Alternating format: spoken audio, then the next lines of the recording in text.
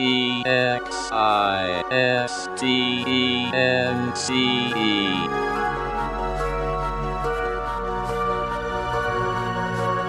world filled with conflict, in a universe comprised of differences, there's one thing that absolutely everything shares in common. We all exist.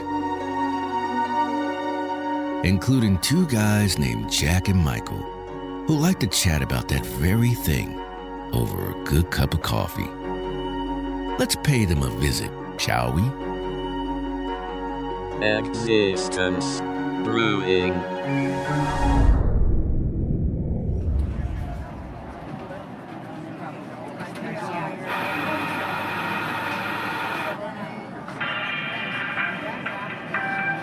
Here I stand waiting for Jack. Every day I wait for Jack. When will he arrive?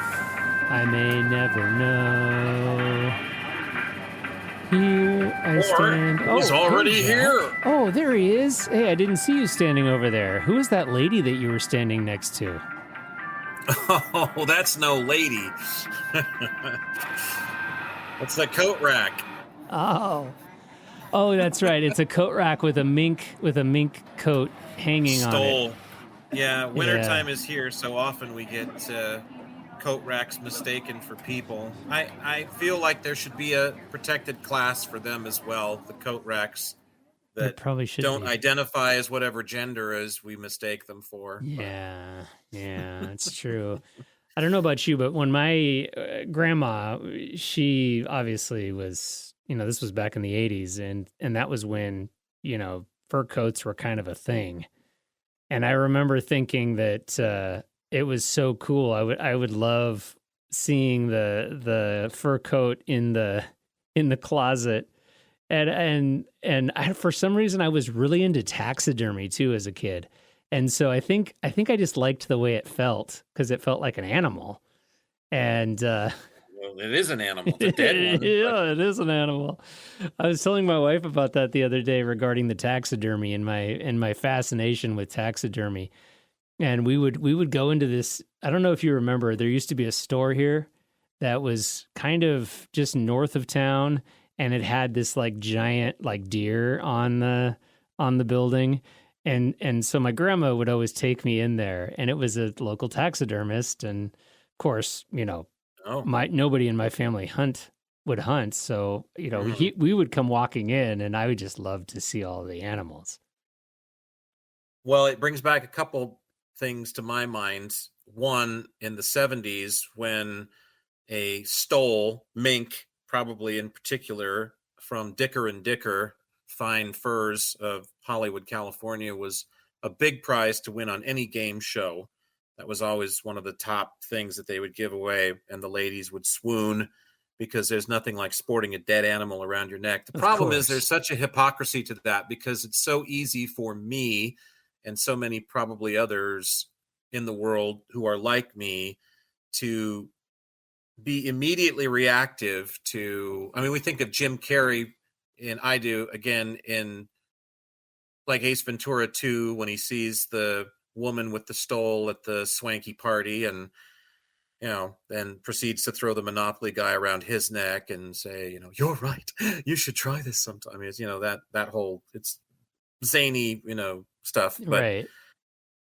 But then look at our shoes, look at my coat. I have a vast collection of leather coats in all different color of Joseph's rainbows because I just can't have enough of them. And then so many of my shoes are made of leather. And so it's the same thing, but because it's not so in your face, and perhaps even the head of the animal isn't flopping over one shoulder, we don't get the full effect. And so it doesn't bother us. No one's going to throw red paint on me this week for donning my leather jacket because it's customary, it's acceptable. And yet if you walk around with a mink stole in this day and age, you are liable to have that happen to you. So I think it bears noting that we are all hypocrites, but I, for one, am kind of pleased to see that we've at least come down to the level of stole wearing is deserving of chucking red paint on somebody, because it is rather egregious to wear like an entire dead animal around your neck. That's just a little much to me. Yeah, So I will say that I'm kind of glad that that fashion statement has gone out of vogue. yeah, But I still think that, having somebody wear like a Grizzly Adams beaver pelt, yeah, everything comes full circle. And I'm just waiting for the day when the grizzled teenagers start wearing the big beaver pelts again. you ever been to? If you've been to Montana enough, I should say, or North Idaho, or perhaps Wyoming, you've eventually run into, as I have, the guy with the coonskin cap Yes. on, like the literal Davy Crockett that runs around and performs all of his modern day errands and stands online at Starbucks waiting for a Of course. $9 cake pop in a coonskin cap. And you just want to go, what the Yeah. hell, dude? Like, Right. seriously, I'm not really sure, because to me, it's just like, wear what you are. It's just like, if that's Yeah. you, do it. Me and fashion, I love just being myself. But I don't know what the coonskin cap is supposed to tell us in Yeah. 2024. Yeah, especially when that guy's walking around with like a vape pen and the cupcake flavoring. That always the just throws cupcake me. vape pen. Yeah, and he's in line, like I said, probably at North Face to get a $250 fancy fleece jacket or some. It's you're not roughing it. We know that. He's climbing into a cyber truck out in the parking Oh, lot, yeah. right? He drives a Tesla. I ran into this earlier today. I got curious because I go on little, like, they're not binges necessarily, but they're just sort of runs of things. You know how you get into something for a little while Oh, yeah. and then you're off of it for a while? And I have those, and now I've lived long enough that there are seasonal ones to look forward to. Like, I'm in my kicks phase has arrived now. I'm into shoes for a few months, and I'll just buy like 8 or 9 pairs of That's a shoes popular that are one. crazy that I catch up on, and then for the rest of the year, it's just like, I forget I even have them. So, that level of consumerism in me comes out. But I'm also a big severe weather buff, and it usually happens in the spring, like March, like early spring. I'll get the tornado bug and watch all the old videos. But for some reason, it's sort of bitten, maybe thanks to YouTube and its vast array of recommendations that it just can't run out of. So I've been watching some in December, and I got to thinking today, with all of the sporting events that we've had now, major collegiate, NFL, NBA, all these games we're constantly having now, because they can't let up. There's games every day of the week. It used to be relegated to like a single day of the weekend or just the weekend, but now they're like all the time. We've talked about this before, how it used to be, Monday night football suddenly gave way to Sunday nights, Friday nights, Thursday nights, Wednesday nights. I mean, there's no night of the week we don't have a game. So I just got to thinking, did I miss it? Because it's easy to do, because believe it or not, even though I work in the news business and have for a little while, I still might miss. I don't watch the news. Have we ever had a tornado like pretty much right outside a stadium? Did one touchdown in Iowa City during a Cyclones game and really make the home team live up to their namesake? Did one, touchdown? And so apparently the closest call we've had yet was in Irving, Texas, where the Cowboys call home. This was in 2019, and they were playing the Eagles one night, and a tornado touchdown not too far away from Arlington. I guess they play in Arlington now, not Irving like they used to. Anyway, they're neighboring suburbs of Dallas. So it was literally like a few miles away from the stadium, and it was packed with 90,000 fans who weren't ready for a tornado warning that evening. Channel 5, I don't know what affiliate it is. I probably should have found out, but one of the major affiliates there, whatever Channel 5 is in Dallas-Fort Worth, thought it was so outrageous, the thought of interrupting the televised coverage of the Cowboys football game with a major severe weather alert, that they didn't interrupt the broadcast for 6 minutes. So National Weather Service says tornado warning. And by the way, if you're a severe weather guy like me, you know the difference between a watch and a warning. A watch, conditions are favorable or ripe for severe weather to develop. Warning, conditions are imminent, or the tornado is on the ground or been Doppler indicated. You need to seek shelter immediately. And the guys in the truck go, fuck it, give it 6 minutes. This is bullshit. It's 3rd and 7 from the 19. Yeah. And then Channel 5 spits back this apology, this absolutely just bullshit apology, and says, we realize that every second counts in a weather emergency. Well, clearly you don't, because you waited like almost 400 seconds to broadcast the warning to people that might just want to take shelter because there's a twister barreling towards their home. But the Cowboys are facing 3rd and 7 at the 19 and are behind by 3 points. So we couldn't possibly interrupt the frickin' game on account of saving lives. Why do we even have like the severe weather alert system if that's the way that we're going to treat it? I mean, it's just like on the coast where they constantly have tsunami warnings and sirens going off for tests and things. They don't pay any attention to them there. Yeah, so after a while, people just tune them out. Yeah, we just had that big 7-point earthquake off the coast of California that produced a tsunami warning. And of course, nothing happens. And to me, it's like, oh, can we get like a small big wave, like a small giant wave, like one of the smaller giant waves they make just to rush ashore and, I don't know, pull one fisherman out to sea so at least there's some credibility. But in the Midwest, tornado sirens and tornado warnings, unless the tornado's right there, they just ignore it. I mean, I've been told by people that have lived in the Midwest before, it's not coming here. We'll just ignore it. So I don't even know why we bother with these high intensity, high dollar warning systems when none of us are going to pay attention anyway. We don't want our comfortable little lives interrupted. You just got a snapshot of what it's going to be like if there ever is a live sporting event at the end of the world. And it's going to be, oh, well, we just got to get one more play in. Let's just get one more play in. I would think that would be the end of the world. Perhaps that's somewhere in the cryptic texts of the Western Bible or other doomsday predictors on paper somewhere. I think God pretty much shows up and goes, look, y'all fucking idiots, okay? Like, it's the end times. I've given all the 7 seals have cracked open and you want to play 3rd and 7 at the 19. Like, this is, I don't know whether to love you people or like flood you out completely again. I'm not really sure. So, oh gosh. 7 from the 19, but anyway. Yeah. I almost feel like coining that. Of course, it's been 5 years now, so nobody cares anyway, but I almost feel like getting a t-shirt at least or something made up that says 3rd and 7 from the 19. That way when people ask me, the bumbling idiot who is going to ask me when I'm out, and forcibly like going to Target, or like somebody's told me I'm going to blow up your car unless you go to the liquor store and buy me a pint. That'll be the time when the guy goes, hey, 3rd and 7 to 19. Is that, was that the Hail Mary game? Or, it's like, no, that was the game when they didn't broadcast the tornado warning for 6 minutes on Channel 5 in Dallas, Fort Worth, because fuck it. I'd rather watch 3rd and 7 from the 19 than die and die. So since we last convened, 2 major articles, 2 major happenings in the world that I know we want to talk about during our time today. So I don't know where you want to start, but I'll just basically sort of give the headlines freestyle here. One is right up our alley, actually. Mysterious drones covering skies of suburban New Jersey and freaking out, panicking, like, hey, what the fuck, man? Like everybody's got a hit on them suddenly. I've never seen New Jerseyites panic more in my life than when the drones show up. Like, I know, I thought the same thing. I thought the same thing. I was like, oh man, this is great. Great theater for our podcast.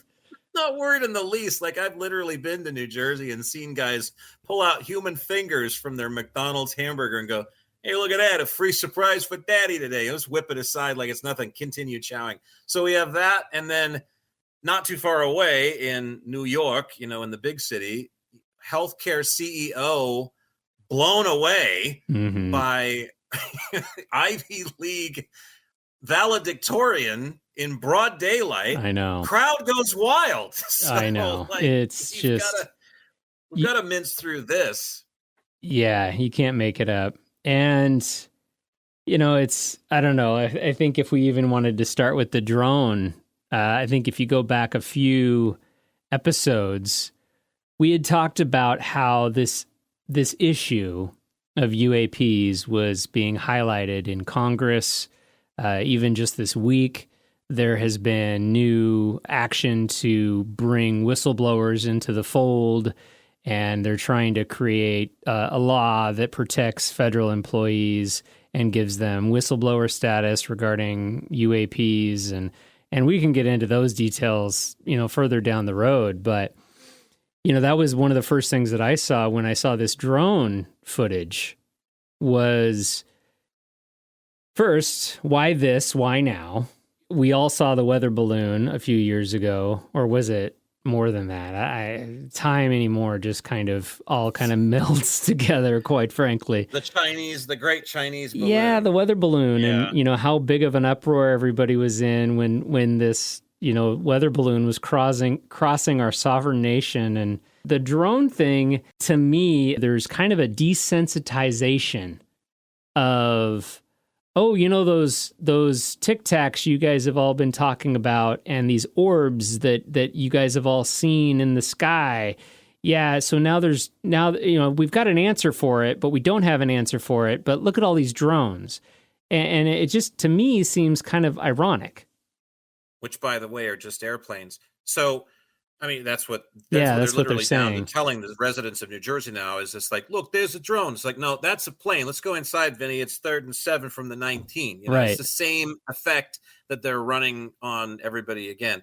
So, first of all, have to say this, when they put a call out for whistleblowers, Monica Lewinsky, the first one who showed up, and they had to turn her back and say, no, different kind of blower, honey, different kind. So you were sitting on that one for a while, weren't you? I actually just thought of it as you were talking. I can't let that one go. Jack. No, here's the thing. Backing up a few episodes to when we were talking about the sudden urgency of the UAP issue after 70 years plus of, and by the way, looming invasions, as it would seem, over the U.S. Capitol in the 1950s. Have you seen those pictures? They are real. And they were in skies all over North America, like a deluge of calls daily to the Capitol. What is this? What's going on? Seemed to be less concerned about it then than we actually are now. And yet we only had the Tic Tac to go out. Susan Anton flying her machine out there over the Pacific or wherever it was. Now we've got drones that they're saying are clearly of human construct in the sky, but they're obviously, it's an incursion into airspace. And here's the thing. I think you nailed it. I really do have to bring it home for Michael Elliott. We're going to give him full round of applause for this one, because your theory on the whole UAP uprising, if we can call it that, at least in the public eye, suddenly from the government, is that it really has very much less to do, if nothing to do at all, with extraterrestrial intelligence or extraterrestrial life. Certain people either know or don't know that it exists. And in this case, it's all irrelevant, because once again, that's back page news to humanity and its gameplay. What they are concerned about, as you said, is the fact that this rogue faction of the military has been operating with trillions of dollars untethered from any wing of oversight in the U.S. government for 6 decades now, probably, or more even. And there are finally people on the upper crust of this that are saying no more. And we have to figure out a way to get this under control. So it is my theory, therefore, based on your theory, that this is absolutely a staged event by that faction. They have decided to produce something that they want to make look like a secret project that's going to scare the hell out of everybody in New Jersey, that's being perpetrated by these underground, dark, deep state militants, and then say, look, we found out what it is. It's these people who are completely off the radar. And guess what, folks? They've been off the radar for decades. And we got to get them under control, so we're going after them. I think this is a part of that plan. And I have to applaud you for basically digging the inroads to that theory first, because I think you're absolutely right. Because when you look at this just from the short start to finish that it already has been over the last week or so, this is ridiculous. This is nonsense. What U.S. government? So we think about the amount of trouble that the United States government goes to scramble aircraft for the most innocuous of reasons. They love to play with their toys. And anytime there's any blip on the radar that would even potentially be something from the other side, or the guys down the, or it's a terrorist, or it's alien, they're scrambling their aircraft. In this case, they could care less about it. They're not putting anything up there. It's been going on for days on end. So there you go. They know about it. They know what it is. And then, of course, here come all of the different people that are standing in front of podiums at microphones saying, well, it's the Iranians and it's a big mothership of drones. What's an Iranian mothership of drones look like, by the way, too?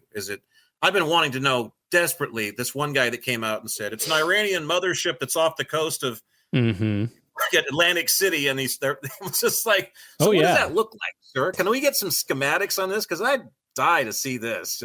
What is an Iranian I thought Iran was pretty broke, like to buy motherships to stash in the middle of the Atlantic Ocean. Of course, they're in cahoots with China. So anyway, I think you're dead on. I really do. Well, thank you. And no, I think that you also look at the amount of county sheriffs that are out there going, well, I want answers. And then you've got the governors saying, well, I want answers. And then you've got the representatives saying, well, I want answers. And everybody's looking at the representatives saying, well, wait a minute, aren't you supposed to be part of the federal government? And you don't even know? Well, it's not extraterrestrials. Well, then what is it? Well, it's not us. Well, is it Iranians? Well, we don't think so. And so then, it goes back to this whole idea of accountability. And it's like the left hand doesn't know what the right hand's doing, but the right hand knows that the left hand's involved. And so they don't want to shoot it down because they know that, well, it is us. We know it's us. We just can't prove it's us.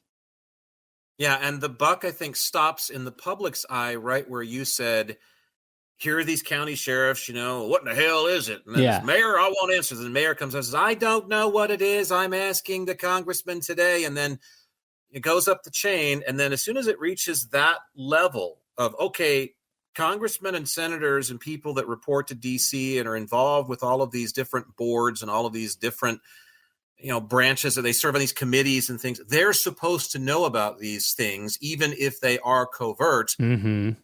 What is it so that we can allay some of the public's fear? We've got millions of people out there, at least thousands of them, at least, that are concerned about this. And they're New Jerseyans, I might add again. So when they get concerned, we should be concerned because New Jerseyans they're not really concerned about too much, in my experience, in the way of stuff that's fallen from the sky. So I think for the public's part in this, which is everything, because they're going to need consent to go after these dark factions, these rogue, wings of the military that have gone off and branched out. That's where the public eye is supposed to go. The focal point is, okay, our congressmen and senators don't know what this is. And so that's a problem for me. So the couch chat then at night between the voting American public is supposed to be, hey, honey, did you hear that Representative Walters has no clue what these things are, and he serves on the committee for, and then on we go. So then my question is then, how long do we wait to spin the jack in the box to the point where it pops open and says, it's this dark faction of the government. It's this super secret underlying crust, this, mantle of the military that's gone rogue and is doing God knows what with trillions of dollars of taxpayer money. Or even more scary, we're all focused on this bright, shiny object, and we all want to know what's inside the box, like kids on Christmas Eve. And meanwhile, our government is moving the other boxes outside the back door. And that was the first thing I thought of when I saw these drones is, first off, they're normalizing. They're normalizing the idea that there's something up there. We don't know what it is, but it's a drone. Okay, so then now we're starting to draw correlations to all these other objects that we've seen in the sky over the past 50 years. Oh, those are all just drones too. They're not extraterrestrials, they're just drones. And so that's kind of where I then see this idea that they're trying to kind of soften this subject matter to where it's like, oh yeah, no, this is just commonplace. It becomes prosaic then. It's just an average everyday occurrence. And tipping my cap to New Jersey because I've made several allusions to the fact that New Jerseyans are not, they're just like, hey, nothing bothers me. Look at that up in the sky. There's a green guy picking his nose out the window at his saucer thing. I don't really care. I'm on my way to the ball game or whatever it might be. I've known some people from New Jersey. They crack me up. I love them. They're good people. But I don't know if you've ever been someplace before where someone has been flying a drone. Oh, yeah, I own one. You come upon it or it comes upon you. I'm not sure which is the case in the wild, like formally, but I have had that happen to me before. And it is a little bit unnerving until you kind of figure out, okay, it's a drone. So there's almost like a couple layers to that onion in the mind because yeah, drones are up there, but we're not really used to seeing them on a daily basis unless we're flying them or unless we're around people who are using them a lot in our jobs or whatnot. So the average person sees a drone, especially these are pretty large car size from what I guess I hear. I've seen the smaller ones even, and the first thing the earthly side of my brain has to at least attach to is, okay, what the hell is that that's in the sky above me that's clearly not a bird and not a plane? We're into Superman territory here. What is it? And it's like, oh, okay, it's one of those drone things. So it satisfies that. But then, of course, it's well, what is it doing up there? Who's flying it? Who's in control of it? Because your mind obviously goes to that next step. So there are layers of concern when a drone is sort of nearby. The first one is just the shock. The motors in a lot of them get your attention because they have that whir. Yeah, it almost sounds like a swarm of bees or something. It sounds to me like a really cheaply made like RC car that you get for Christmas that like, your broke uncle would buy like, hey, here you go, kiddo. RC car if you want it. It's just like, it was returned 5 times. The box is all taped up and it was marked down on clearance or whatever. And I don't know. It sounds like it's not healthy, but those motors make that really sort of mid-pitched whir. In any event, it's not an easily digestible thing, especially I can imagine for those folks back there, given the size of these things. Again, we're told that they're SUVs or, at the very least VW bugs, something like that. That's kind of difficult to swallow, something that big flying that low overhead. Right. Again, your mind first goes to, well, what the hell is it? And then once you've satisfied that, it's, well, who the hell's controlling it? And that's the big question now that we're trying to, I guess, address. But again, I think we already know. I think they know this, but it's part of the ruse, the latest ruse to get the American publics to do what they want them to do. Right. And somebody's in the back room saying, okay, well, we got to produce something. So we're going to send out the Model 376B, and we're going to buzz the residents of New Jersey with the 376B because we know the 376B is really high-tech shit, and they're going to see it, and they're going to think that it's alien technology, but we're not going to have to, kind of produce something that's really good. So, the Tic Tac, let's keep the Tic Tac behind the scenes. And let's produce the 376B because we don't really care if the Soviets have the 376B. So we'll throw that out there, and the Joe Rogans of the world and everybody will just kind of swarm on it, and then they'll focus. And I don't know about you, but one of the first things I did was I started Googling the largest drone, and drone the size of a vehicle, just to see what was out there in Google land. These drones that we're seeing, they get big, but those are small. These drones that we're seeing are not the drones that they fly in Afghanistan. No. And these drones that we're seeing on this news coverage are night and day ahead of those drones. I mean, those drones look like the Wright brothers flew them. The ones that I know of in Afghanistan, which are it's like... actually Wright Brothers Day as we're recording. Exactly. This, Is it? It's true. Yeah, it is. That's ironic. So, I mean, the ones that I knew of as big drones look like something the Wright brothers would have flown at Kitty Hawk. These are not them. I mean, these are next generation drones. And so I don't know about you, but I was thinking to myself, okay, like, is this their way of coming out and saying, okay, yeah, these are those, black ops projects that we've been caught with? I mean, come on. They have to sell the lie. They have to sell because it has to look like something that would be tested in secret. Yeah.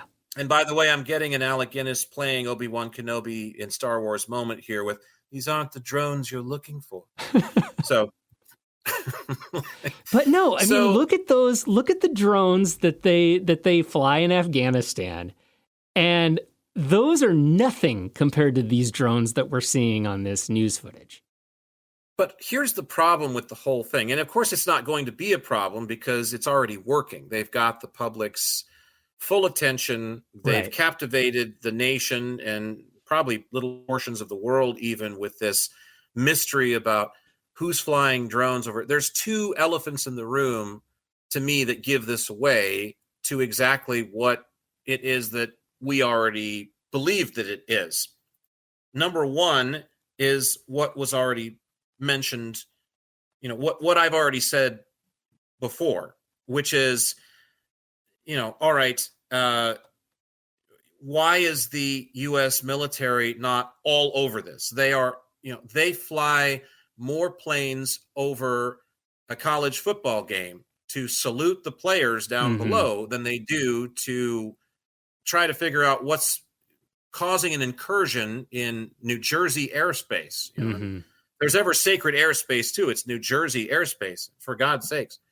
The other big tell to me in this is, all right, so this rogue faction of the military, these deep state people that do these black ops projects, these super dark subterranean deep, they're the ones that have the base at Dulce, that have all the people being like psionically tortured and the aliens are kept there. And this is the same folks that, ran Area 51 like it was a 7-Eleven on the corner, right? These same people that have been playing around with all this high-tech, secret, super secret, came from another universe, another dimension, another planet, top secret, black shelved shit that the public's never going to see. They can travel back and forth in time. They have 10 DeLoreans, just like the one Doc Brown put together. On and on we go.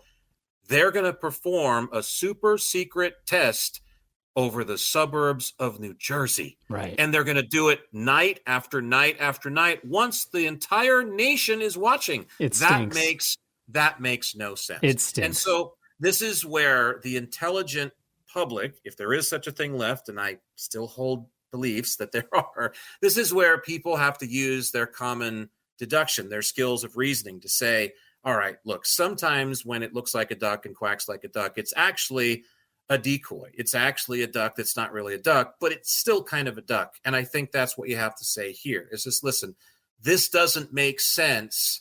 The reaction doesn't make sense. Yeah, no, it's an all-time 10 out of 10 on the PSYOPs scale. Yeah, and neither does the activity, because why in the world would you run a super secret project over New Jersey when thousands of people can see it? Now, granted, maybe it's part of the whole thing is, well, we want to see how the public reacts to it. But that's interesting because it seems to me like we don't have too many instances in time to this point where that's been the case. Generally speaking, these dark ops people want to stay in the dark. They don't want anybody seeing their stuff.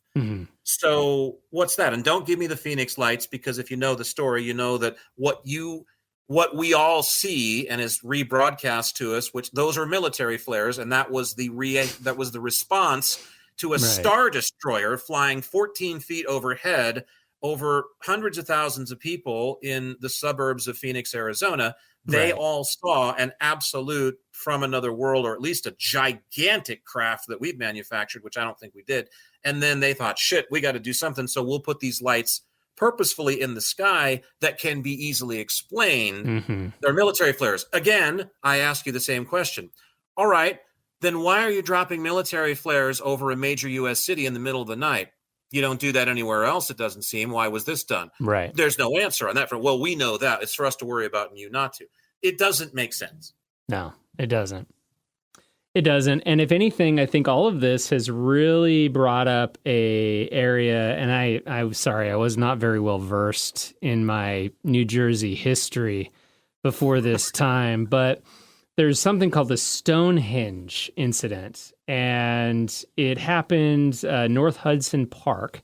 UFO sighting is kind of its event or occurrence, and it was January 12th, 1975, and there was a UFO that was spotted in this vicinity of a very densely populated New Jersey.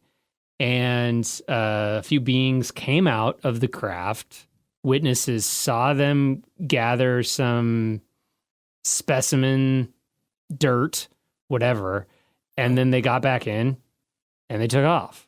They were collecting their earthly scout badges. Well, yeah, and so, and one of the things that actually I saw this in a Joey Diaz. I was unfamiliar with his material either, and a funny guy, by the way. He was on Joe Rogan, and he was talking about how, I mean, it's been known for years and years and years that there's a ton of UAP activity in New Jersey. And everybody thinks Area 51 is the hot spot, but I mean, there's stuff that flies around all the time in New Jersey that is unexplained. And the thing that he brought up was that, you know, this again is just, I don't even know really where I was going with what he brought up, but let me mark that.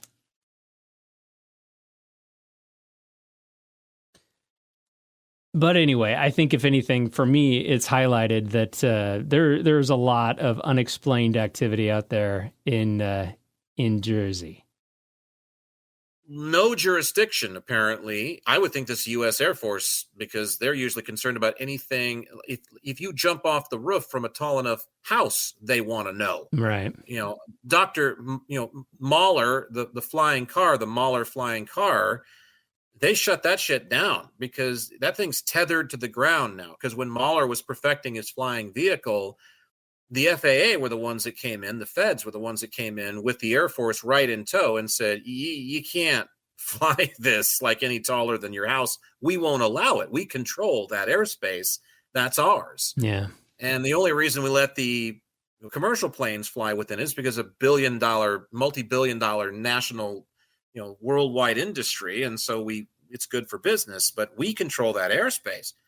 So it makes no sense at all that somebody wouldn't be in there playing duck hunt with these drones immediately. But apparently no one has the jurisdiction to actually shoot them down. And here's the other thing I cannot believe has not happened either, Michael Elliott, and that is that in our gun-loving, gun-toting country where we had just had another tragic school shooting. This one, it's a female. It's a young woman who actually does this, a girl who perpetrates this before she takes her own life. I mean, so we're down. I'm using that only because I'm trying to illustrate that we're down to that seemingly at least the nadir of our society when it comes to firearms. Mm-hmm. No one has taken a shot at these things. No one has downed one yet.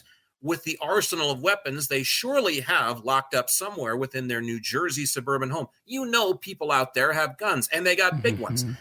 Nobody's downing these things. Nobody's popping a hole in them. You can't hear on the videos. They're all just looking up in awe, and they're helpless. What the hell's going on with that? That's not very American. I thought that was exactly what we were supposed to do when we thought we were being invaded, was take up guns and pitchforks and torches, baby. So the other news story that I saw relating to that kind of a thing, not regarding the firearms, but really kind of, Jersey Joey taking it into his own hands, that he was going to get to the bottom of this. And there were a few people in the area where these things were flying that were like, well, shit, I got a drone. I'm going to take mine up there and see what this thing is. Their drones couldn't even get off the ground. Really? They couldn't get off? I haven't heard that. They couldn't get off the ground? Couldn't even get off the ground because the network that's used to restrict airspace will not allow common civilian drones to fly. Oh. And so that was the other thing that they were like, okay, well, this has got to be state-sponsored then, because nobody can just go to Costco and buy a drone and fly it in that kind of an atmosphere. Oh, I wasn't. See, I'm not fully versed in how the technology works then. I didn't know that. Of course, there are clamp downs right out of the box on those things. You don't let you just fly them around. That's why you I don't see. see other people's drones around these things, is because Well, even the law enforcement drones were, and that was another thing, is that there was an agency that tried to use their drone to go up and see what it was, and they couldn't get it off the ground.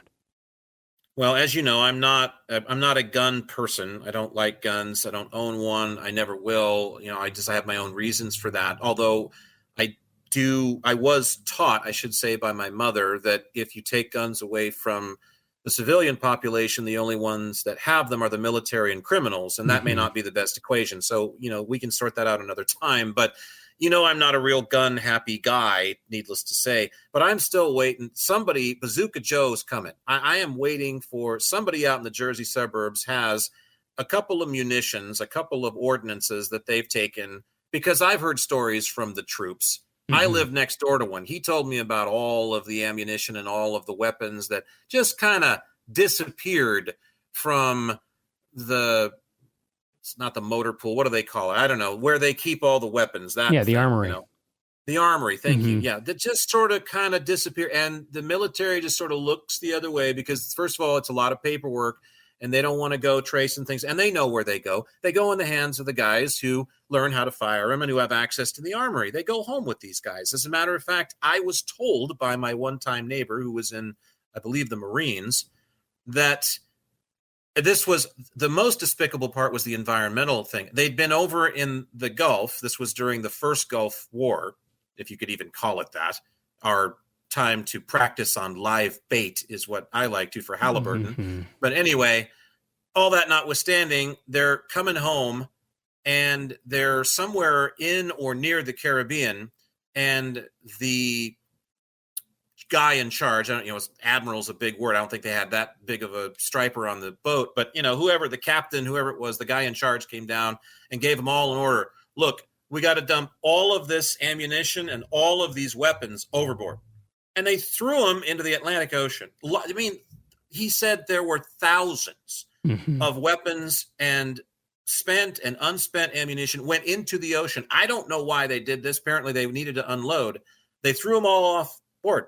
And then he said, but of course, a few of us, we made off with a couple of them that I may still have in my basement right now. So, somebody in the suburbs has a missile launcher, and I'm just waiting for it to go off because, see, then I want to see, not that I don't want to see the rogue factions of the military that have been doing these deep, dark things to our, all this time. Not that I don't want them outed, I suppose that would be a happy day, but I want to see them outed by us. I want to see them outed by the people, not by the next level of, not the next worst thing. You know what I mean? Not the lesser of two evils. Because to me, the government doing it is like, oh shit, here we go again. We're inviting just a new batch of people to the party that aren't going to tell us the truth about this because it's going to be in their own personal best interest. Everybody has an agenda. Everybody has, an ulterior motivation. So I'm just waiting for one of these to get shot down and then all hell to break loose, because then what are they going to do? Then they can't run their ruse anymore, and you may have to rethink this. So. Yeah, absolutely. And I think that's a big reason why they haven't shot anything down, because, if this was an adversary, there'd be an EMP out there in a heartbeat, and they would just imp it, and it would just fall to the ground. You could do them all with one electrostatic weapon or one ultrasonic weapon, have them all down within a second. It'd be done. And I think that's exactly wise, because they know that it's Uncle Sam who's over there in that other black ops department, and we don't even know what he's doing. And again, I think, having Uncle Sam then decide to show himself is fishy. I think having it be kind of this just large display that goes on for weeks and weeks and weeks and weeks and distracts. I mean, it clearly is getting the job done, whoever wanted to do this. And I just hope that it doesn't discredit what is going on the larger scale when it comes to the UAP and the call for accountability I think, in these government programs. And why would we spend trillions of dollars studying something that doesn't exist? I mean, that's kind of the big $1 million, $1 trillion question. Why are we spending so much money on something if it doesn't exist? Well, again, my theory on that, or my, not theory so much as a belief that I have on the deal with extraterrestrial intelligences and otherworldly intelligences. That's an individual thing. You need to detach yourself from the notion of God and government, because Right. this is going to be an individual thing that happens to each person that is tied to the existence of our space brothers and friends individually. It's not going to happen per the United States. It's not going to happen per any nation, any guard or government. You got to leave that behind. You got to do it from the heart space that is individually yours, that's tied to those beings and that's tied to everything that the universe is made of. It's much deeper than that. It's much bigger than that. And we get honed in on these little tiny spaces. Mm-hmm. And yes, it's fascinating, but it's like a game of electric football. You remember that? Oh, yeah. I had a couple of those growing up. Click the thing, you get them. You spend 25 minutes painting all of the stripes on the uniforms and putting the little sticker numbers on the players and getting them all lined up for kickoff. And you turn it on, and what happens? And they all fall go down everywhere. Yeah. And you just go, oh my God. I mean, that's kind of how I look at this in some ways. It's a bizarre analogy that I hadn't intended to make, but truly, it's kind of like that. It's like we get so funneled in on this human business, these games that we've been playing forever, games that we know about, games that we're not sure of, games that we, games. And then somebody turns that switch and it should just throw it all to hell. It should just shake it all up and say, look, that's not what's really important in all of this. Yeah. And I think that we've talked in to nauseum about how, do we really expect them to ever tell you the truth? And if they did tell you the truth, would we believe it? And, I think there are certain things when it comes to our government that we're just never going to know. And do you really want to know how the sausage is made? Do you really want to continue to play armchair quarterback on espionage and all of these theories? At some point you have to go, are we doing the right thing here? And I think that's, if anything, what the big kind of, I think, accountability comes to is it's like, what are our priorities? And why are we spending so much money on something that doesn't exist? Well, and the thing is, all of that is tied to the notion of having an enemy. Right. To having an enemy that is as great, greater, or potentially as great or greater than the power or prowess that we already possess as a militant nation, or as, whatever, line up whatever your criteria are. Mm-hmm. But the problem with that is that it immediately is dependent upon the notion that we have an enemy. And really, when you look at the world right now, and you look at it really since World War II, I think you could make the argument, because we're the ones that are stirring shit up in the bush ever since then. We're the ones that are making Vietnam an enormous situation in Southeast Asia. We're the ones that are making Grenada a problem. It's a fucking island. It's nothing. We're the ones that are making the Middle East an issue because we don't like this, or we don't. And we know it's all about money and war and power and fame from these ultra super uber rich upper crust guys that we just can't touch because they build their ivory towers so strong. So really, there hasn't been a mutual enemy, in my personal opinion. I wasn't around when the Second World War happened, but my mom was, and I heard stories, and that wasn't enough to convince me in totality. But I don't think we've had an enemy in almost 100 years, in 80 years probably, that we could really look at and say, okay, we got to really watch these guys because they're organized and they have a lot of firepower. And as much as we don't want to be involved, we've got to be. And that really was the kind of play that we took getting into World War II, even though many people feel Pearl Harbor was a false flag. And I'm not sure, I'm not right there with them. I don't know enough about it, but I could easily see that being the case because money is war is all about money. War makes people Right. very, very, very wealthy. And that is the name of the game on the planet right now. But you have to detach yourself from the notion of there being this enemy that's a common enemy, because aside from factions that are really broken off, these terrorist cells and things that really only have how many make up a really strong terrorist cell? A few hundred, few thousand? That's not a nation of people. That's not very many people, really. And they also operate out of caves, from what we've been shown on the news, right? Caves in the most Stone Age of conditions, out in the hills of Afghanistan or somewhere in Iran or wherever they're, or Syria, so think about it and stop goose stepping to the march that you've been taught, because those are all learned things. And that's the same. It goes right alongside it. It's a learned behavior to think that there's always a common enemy around the corner from me, that there's always a common enemy approaching or ready to take up arms against me. That really, honestly, if you look at history, and I've lived 51 years of it, so it's a pretty good chunk. Never. We had the Cold War, and there were concerns about nukes and stuff, and we had the USSR, but really that was a pissing contest. There was no actual warfare going on. It was all just stratagem so that both sides could get more money dumped into this giant pissing contest with dangerous toys, man. These are the most dangerous of things that we possess that we can make. And we're playing around with them because we're playing a game of Risk that really isn't even an engagement. It's just posturing. Mm-hmm. So anyway, I just feel like you have to analyze what you have, your knee-jerk reactions, your first ones. If they're not your true heart-based instincts, they need to be analyzed. You need to sit and contemplate why I have those reactions. Why am I reactive to this? Why am I reactive to that in my brain, when my intuition is being shut down as a result of it, and it's saying something completely different? There is no real danger. There is no threat. Stop being concerned. Yeah. So I don't know, just something to ponder, something to think about in all of this, because I think these moments are great for doing that if we'll allow them to happen.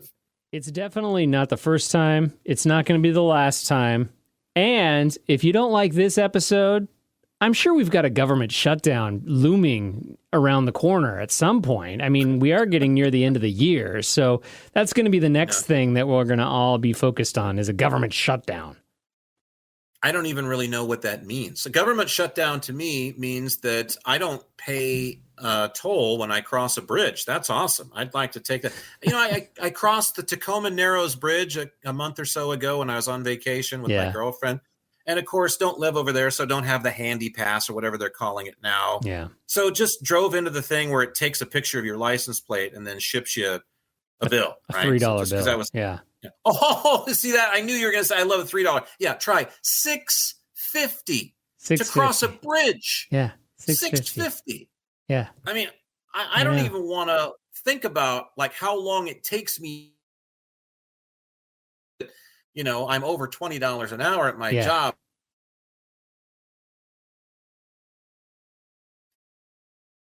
It still probably takes me about 20 minutes, 15 minutes to make $6.50 to cross that bridge. Are you fucking kidding? $6.50? I got that. Was like, you'll never see this. I'm never paying it. Well, and there's nothing you can do about it. You can't withhold my license for $6.50. No. And I mean, how much did it cost for them to mail that to you? $1 at least. You know what? I think it's the city of Tacoma's God. It's their divine, like, providence. They have to gift, after Galloping Gertie, after making a mistake on a bridge that was that fantastical, that it's literally the greatest bridge disaster we ever watched happen. Nobody happened to be on the bridge, thankfully, but it's literally the one that sways in the wind. They built it so shoddily that it sways in the wind back and forth and twists and turns. It's like somebody made it out of Lincoln logs, and it buckles and falls into the bay there. It falls into the Tacoma Narrows. I mean, I think any toll that they have from there is like, look, this one's on you guys. You built the thing so shoddy the first time, we're not paying a toll on the next one ever.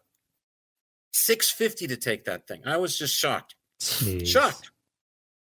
I think the Golden Gate is 9, but that is California, and they automatically triple everything. So, but yeah, we should have some kind of a show, cost of crossing notable bridges in the United States or whatever. That's insane. I mean, well, and I would be remiss if I didn't bring up the event that happened not too far from where we're at, which is the UAP air traffic control conversations that have been circling about regarding the UAPs that commercial airline pilots were chatting with air traffic controllers down in Oregon, off of the Oregon coast. You heard about that one? Oh, I did not. No, I don't think I heard that was about that a week ago.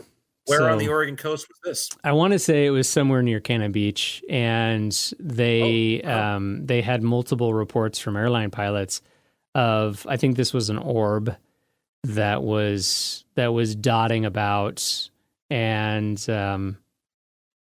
I think in one of the Joe Rogan podcasts, they had brought up this idea that the extraterrestrials are probably like, hey man, let's go mess with the humans. Let's go pay them a visit, man.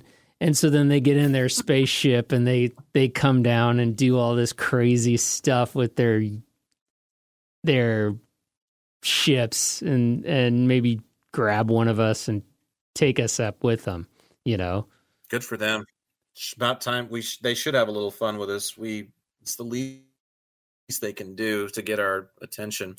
I've been to Cannon Beach many times in my life. So, and I know that I've never seen any aerial phenomenon over there. But when I lived on the Gulf of Mexico for a year, I had been out of touch with that sort of thing for years too, because my life had become so predictable and so it was so daytime. It was so much less crepuscular or nocturnal that there was no chance of me really seeing anything unless one decided to pull a Betty Andreasson and just come through the wall of the kitchen and go, hello, how are you doing? We'd like to talk to you about why you shouldn't be playing with nuclear weapons. That's an awesome story. I think we all need a good Betty Andreasson moment from them too. But I know living on the Gulf of Mexico, I saw some of the craziest shit that I'd ever seen just in that year. And the only USO that I'd ever seen was there. It rose out of the waters of the Gulf and went into the skies above.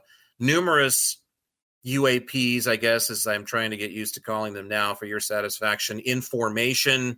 I'll have to tell you about the little night pedal like gyrocopter thing that flew right above me outside of my condo when I was walking back from the beach one night, late at night, right above me. It was the craziest thing I've ever seen.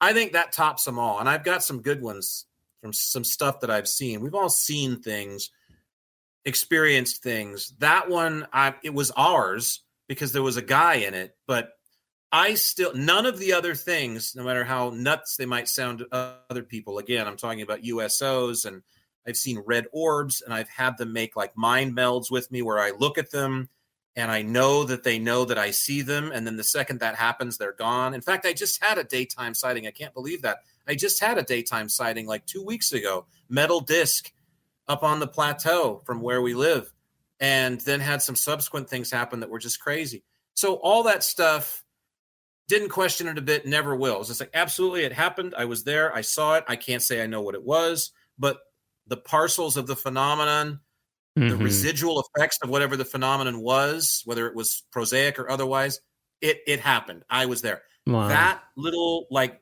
dark black gyrocopter thing that flew right over my head. And this was right after I had seen some orbs over the Gulf of Mexico, by the way. That I still wonder if I saw or not, because that was so unbelievable to my mind. It was just like, I look back on it today, and it only happened 6 years ago now, but I look back on it today and go, I'm just not sure, because that's so fantastical to me. But it was like, do you remember the old Super Friends cartoons? Do you remember Wonder Woman's plane? It was invisible. Yeah. And the way that they used to illustrate it was hollow, but they outlined it in white just on the cartoon. Yeah, and showed her sitting in it, so it didn't look ridiculous. Yeah, or just literally in a seated position. It was kind of wavy. Yeah, 700 miles an hour. Yeah, that's what this thing was kind of like. It was cloaked, I suppose. It was dark, and it had this veil of energy around it, seemingly, that cloaked it, but it flew right above me, and I swear I could have reached up and touched it. It was that close, and there was a guy in the cockpit of this thing flying it, heading out towards the Gulf of Mexico, and he flew right above me in this like cloaked little dark gyrocopter thing. It was insane. I was like, you just literally saw secret military technology fly right over your head, Jack, and you know it, but I'm less apt to want to believe that than I am all of the things that seem to be supernatural or otherworldly that I've seen. So go figure. But anyway, so yet one more bill to pay. So I know we got to wrap up, but I'll leave you with a dropping this week since it seems to be incumbent upon me. Now I'm asking the universe, I'm like, hey, can I have a dropping? Because I got to do a podcast here in a little while. So not that I don't have pages and pages of these, but some of them take longer than others. But here's one I dug out for you. You'll like this. I hope you will anyway. You've heard of the book Everybody Poops? Oh, yeah. Yeah, they didn't have that when I was a kid, thank God. We had to wonder, God, am I the only one? Am I the only one that shits? This is terrible. Mrs. McGillicuddy from up the road surely can't shit. She always smells just like peaches and like myrrh. So, like, there's no way she shits. It's just me and a select group of other of God's most hated children. No, it's true. Then the book breaks it. The big story of the century. Everybody poops. Well, so I wrote down this. I say bullshit. I say the book we really need, the one that would really, truly help the kiddos in this superficial, shallow society of ours is Pretty People Poop Too. Because isn't that what we're really trying to say? Is that your rich friends and the ones that have all the money and the ones that have leather interior in all of their cars and the ones that have beautiful moms and beautiful dads with chiseled physiques shit just the same as you do. Not everybody poops because I'm worried that the ones that look as mutant as I do or the ones that we already know stink when they come to school, we know they shit. I'm worried about the pretty people. Yeah, they poop too. So let's just come out and say it. Forget everybody poops. Pretty people poop too. That's where it's at. That's my book of choice. My 9-year-old's favorite word now is shart. She always says shart. I sharted. Or she'll say, Dad, did you shart? Ladies and gentlemen, tonight on Extreme Makeover, Nazi lesbians from outer space having sex with furniture, and another bunch of desperate teenagers willing to do anything to be famous. As we say in showbiz, it's not who you know, it's who you know. Better be addicted than to In this corner. Oh, that was a great intro. Yeah, I didn't hear everything that he said, but man, all I heard was something about lesbians and predators and... One of my Scandi pals in the music world, Andreas Novak there, with Extreme Fakeover. Great song. Oh man, it's so fitting for today's topic. I thought so. Remember, kids, when you're flying your drone, keep your hands between 10 and 2. Jack, until we meet again. Sounds good, man.